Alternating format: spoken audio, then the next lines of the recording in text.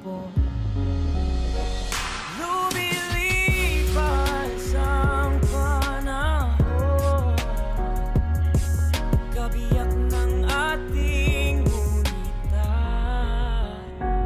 Ang mga puno't halaman, bakit kailangan lumisan? Panapanahon ang pagkakataon, may babalik pa ang kahapon.